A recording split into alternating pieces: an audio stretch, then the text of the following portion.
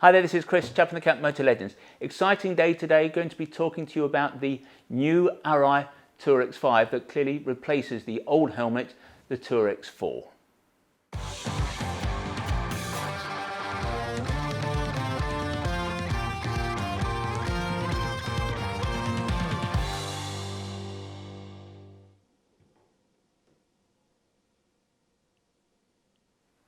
The Arai Tour-X4 was a famous helmet. It pretty much owned the adventure sector. Interestingly, it owned it even before the term adventure riding was even really invented. Now, an adventure helmet is different to an off-road helmet, and that's what Arai recognised when they developed the Tour-X concept.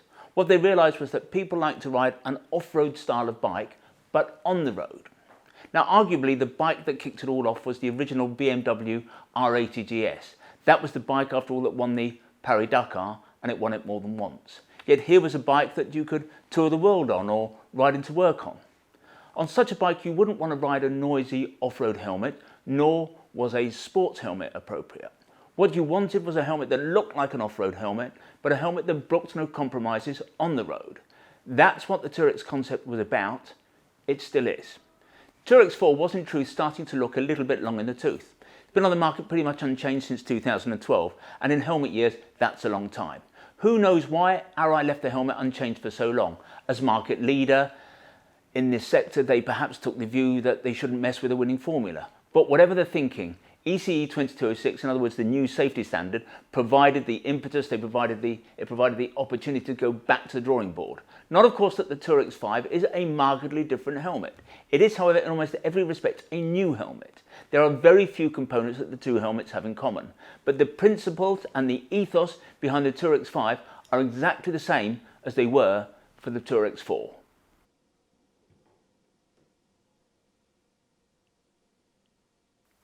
This review is all about the Arai Tour-X5, but one of the reasons that the Tour-X4, in other words this helmet, was so highly rated relates to the fact that it was of course an Arai.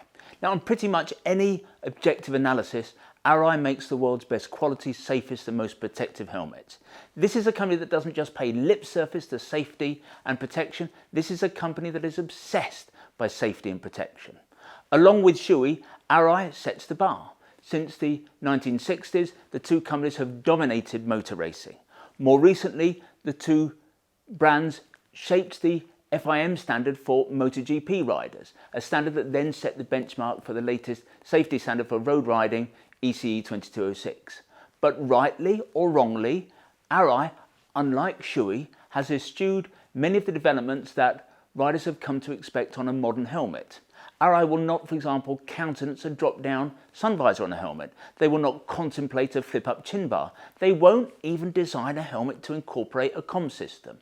And they've done all this purely on safety grounds, in the full knowledge that their refusal to bend to market forces costs them millions of pounds annually in sales. This clearly has to be admired.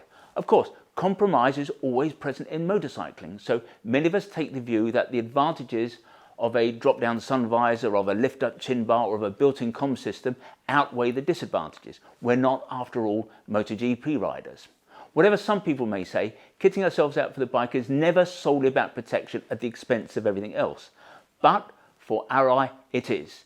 Remember, this is the company that invented the EPS that forms the energy-absorbing component that you find in almost every helmet out there. Everybody has heard of Arai's preoccupation with what they call glancing off. Glancing off is about allowing the helmet to skip, bounce or slide off a hard surface, normally the road, thereby reducing the direct force of an impact. But Arai's position is not just a theoretical one. From racing, they know that at high speed, the kinetic energy that could be generated through the helmet is way beyond any helmet's ability to absorb that impact.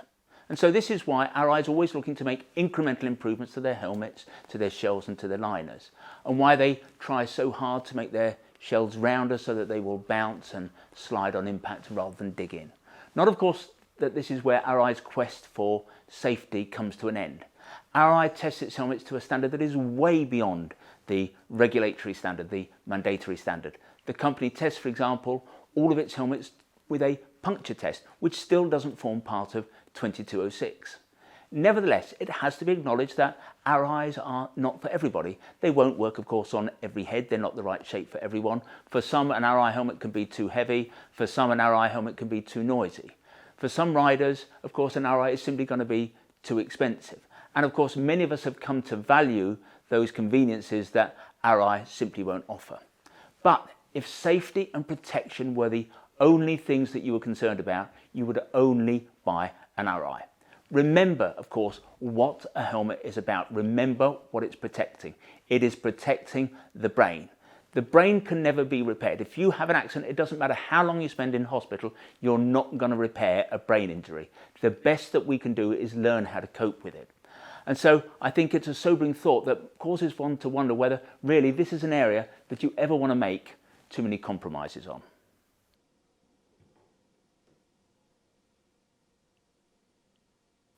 As we've already suggested, the Tour-X5 is more about evolution than revolution.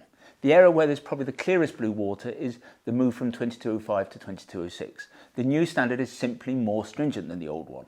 Of course, it may be that Arai, of all brands, has had to work less hard to take their 2205 helmets and turn them into 2206 helmets, but I think one can be reasonably confident that the 2206 Tour-X5 will be more protective than the 2205 Tour-X that came out in 2012. 2206 helmets have to absorb much higher direct impacts, and those impacts are now measured on many more locations on the shell of the helmet to stop companies reinforcing the helmets in those official test areas. There's now an official angled impact test. There are new tests for the rigidity of the shell, for the strength of the visor, and for much more besides. The shell of the Tour-X5 is the same as you get on most Arais. It's basically a glass fibre shell, but those fibres are reinforced with fibres that Arai takes from the aerospace industry that are apparently 30% stronger than standard glass fibre fibres, as it were. Not going to go into much detail here because it's a little bit boring, but Arai's shells are thicker and heavier than the shells you find on most brands. And that goes back to the early testing that Arai did in the US with Snell. And that standard was created more for automotive racing than it was for bike racing. Now, in automotive racing, you need a thicker shell. A thicker shell is called for so that they can cope with the kind of multiple impacts that can result from repeated comings together with the roll cage of a car. The problem with having a thicker and harder shell is that it will not absorb the energy of an impact as well. And that's why Arai helmets tend to require a thicker EPS liner by way of compensation. And that's why Arais are sometimes a little bit larger and a little bit heavier than other helmets. For most people, I've got to say it's not an issue. The differences are perhaps purely in the margin. It is, however, part and parcel of an Arai. They are heavy helmets and they are a little bit bigger helmets. The EPS in the Tour-X5 is multi-density, and that reflects the need to protect the rider in slow and high-speed impacts. For slow speed, you want a softer, less dense EPS. In high speed, you want a thicker, denser EPS. Now, Arai is the only company in the industry that incorporates all the densities into one single piece, a one-piece EPS. Apparently, it's very difficult to fit into the helmet, and Arai are very proud that they're the only people who have that technology. It sounds impressive, but I'm not sure that anyone has ever explained to us why that benefits the ultimate rider. With the Tour-X5, Arai talk a lot about the new helmet being easier to put on and take off. We were not aware that there was particularly an issue with the old helmet, but clearly there must have been. People must have made that known to Arai because they have made the base of the helmet around the cheeks a little bit wider. Now, we think that's fine, but when you make the base of a helmet a little bit wider, you are going to inevitably let more air in, and more air is going to equate to more noise. Arai's, for various reasons, are never quiet helmets, and we can't see the latest mod making the Tour-X5 any quieter. One of the biggest beefs that many people had with the old Tour-X4 was the tricky peak removal system. Well, the new VAS-A visor system, as Arai call it, with its clip-off side panels, makes the process of taking off and replacing the peak so much easier. No tools required, and so changing, say you want to go from a clear visor to a dark visor, it's a piece of cake. It takes just a matter of seconds.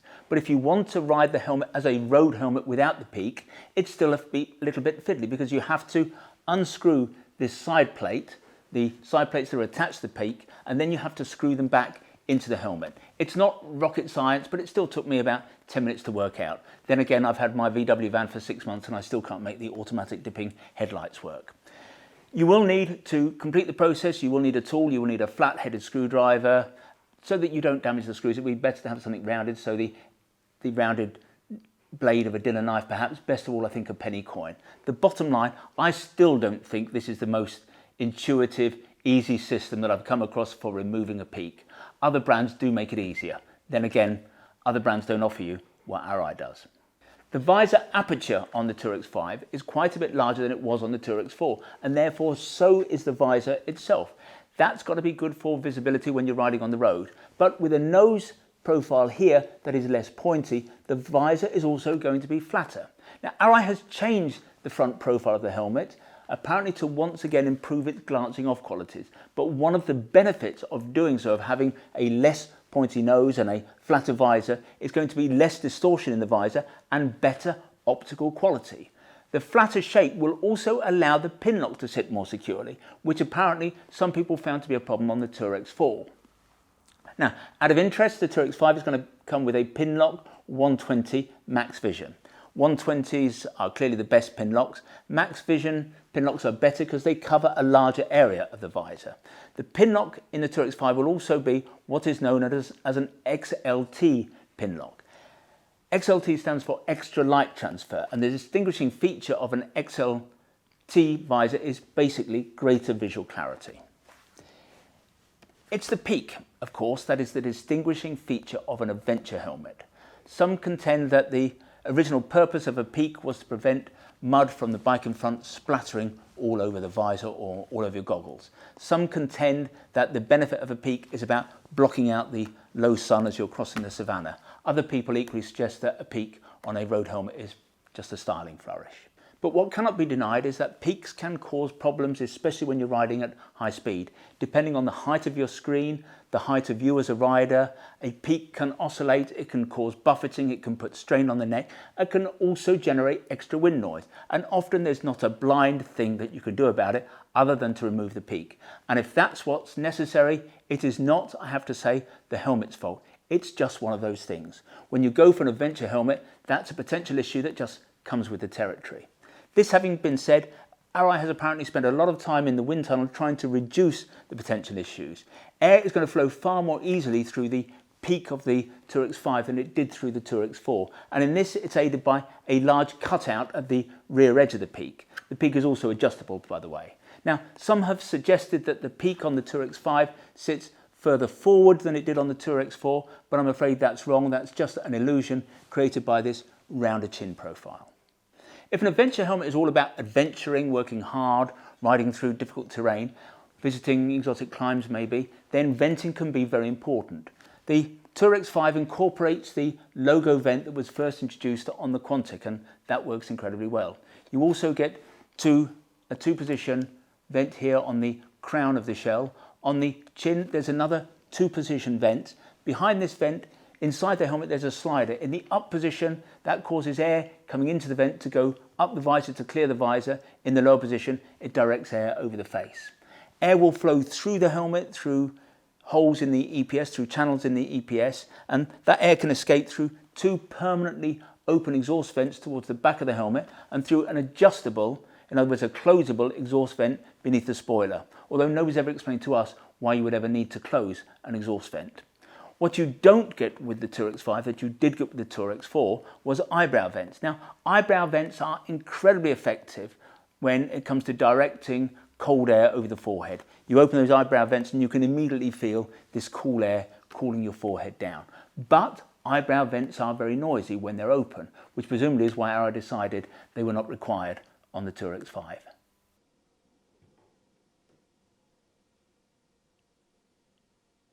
Obviously, you can ride the Tour-X5 without the peak, because you can ride it as a pure road helmet, or you can wear it without the visor even.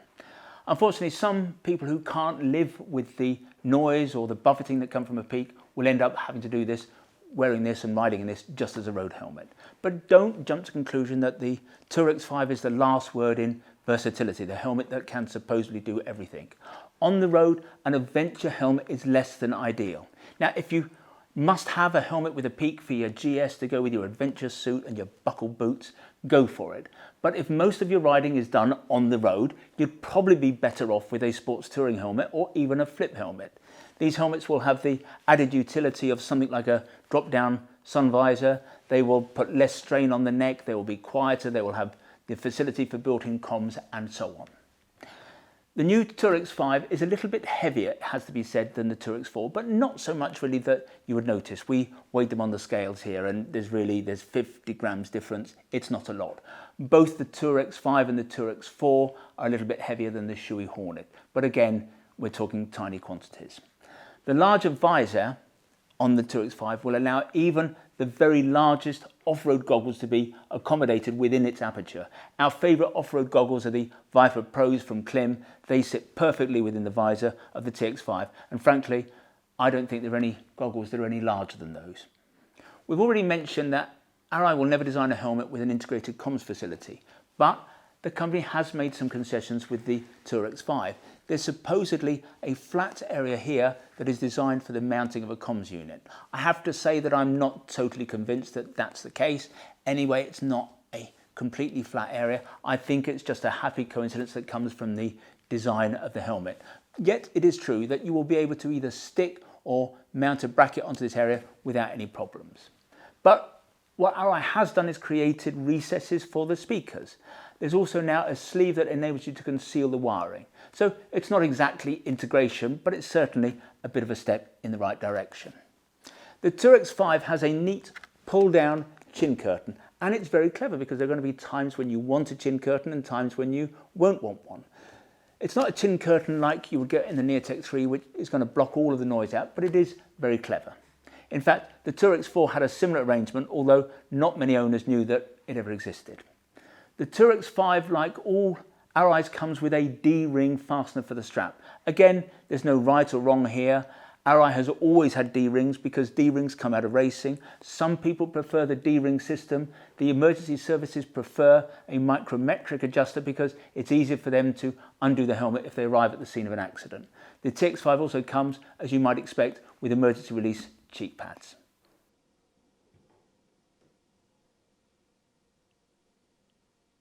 In answer to the question, what's not so great about the Arai Tour-X5, the answer has to be, in truth, not a lot. However, in making such an observation, I'm mindful of the fact that we've only had this helmet in our hands for a few weeks. And it's going to take weeks, indeed months, for us to be able to put this helmet into context, having had the feedback from our customers and their views on how it compares with the Tour-X4, with the Shoei Hornet, and with other adventure helmets. From a purely personal perspective, the first point I would make is that I'm disappointed with how far this visor raises, and it cannot go any further back because the system we have here, the peak, stops it going any further back. The problem is that if you want to ride in the helmet with the visor raised, I think this lower edge is going to be directly in your line of sight. At best, it's going to be distracting. For some people, I fear it will be a deal breaker. Got to be said, however, that it was not and still is not an issue on the Shoei Hornet. The other issue we have with this helmet is that it has, and it could be just this helmet, the helmet that we've tested, but this helmet has a truly below average détente mechanism. In truth, this is rarely an Arai strong point, but on our helmet, there's almost no resistance to the visor at any point. You can just lift it up or down. You can almost not feel that there's a détente mechanism at all. My fear is that if you want to ride with the visor half up, as soon as, so you raise it half up to get a bit of air in, as soon as any air hits it, it's going to come thumping down. It's got to be said that it was also a weakness on the Tour-X4. No helmet obviously is perfect. Overall, we think the Tour-X5 is a pretty fine helmet. It's a very impressive bit of kit, and we think it's a significant step up from the Tour-X4. But sometimes a helmet becomes renowned for its weakest feature, and what we're hoping is that the weak visor détente mechanism doesn't stigmatise the Tour-X5.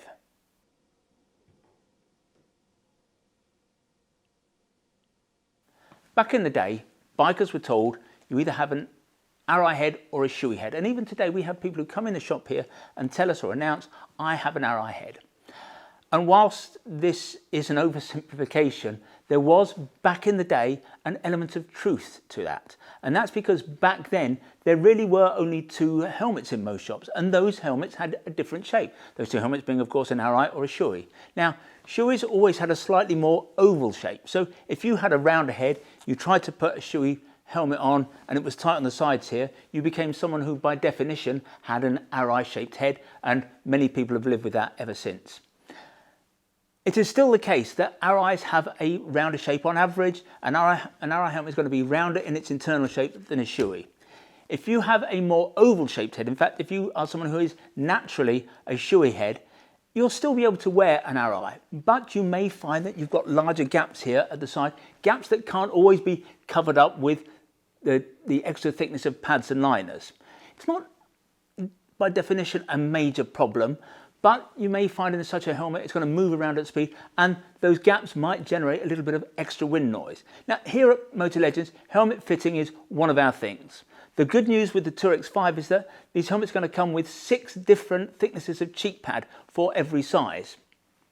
We're also going to have 4 different thicknesses of headliner for every size. It's got to be said that we're not the only people who are going to have access to these pads and liners, but helmet fitting is something that we take seriously. It's something that we do every day of the week. And if you're spending this kind of money, I think it makes sense to go somewhere where you can get the helmet fitted properly.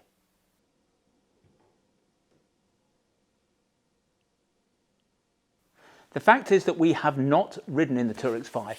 We've had it here in the building for a couple of weeks. There have been plenty of opportunities for us to go out and ride in the helmet, but we simply do not see that this would bring much to the party. This is an Arai helmet. We know that if it fits properly, it's going to be super comfortable. We know that even if it fits perfectly, it still won't be as quiet as a Neotech 3 or a GT Air. We know that the Tour-X5 is going to work. It will do what it says on the tin. We know that bits will not fall off. Somebody reporting on how the Tour-X5 performed for them when they wore it and rode around the block a couple of times is largely irrelevant. How it performed for them will have come down to their head shape, the fit of the helmet, their height, the bike they rode, the height of their screen, and so on. Such reviews might generate some nice pickies or might deliver some great footage for YouTube, but in terms of telling you what the helmet's like, I think it's largely irrelevant. We think that looking at the Tour-X5, you should not be guided by what people have told you they found when they rode in it. Buy the Tour-X5 because it has the features that you are looking for. Buy the Tour-X5 if you want an adventure helmet and because you've figured that you can live without the benefits of a drop-down sun visor. Buy it because you can live perhaps with a little bit of extra noise. Buy it because you accept that nobody makes better quality or safer helmets. Buy one, obviously, if you can afford one, and buy one if it fits. But you have to try the helmet on first. Come and see us. We will fit it properly. We will have all of the cheek pads and the headliners. You can take the helmet out for a test ride if you want.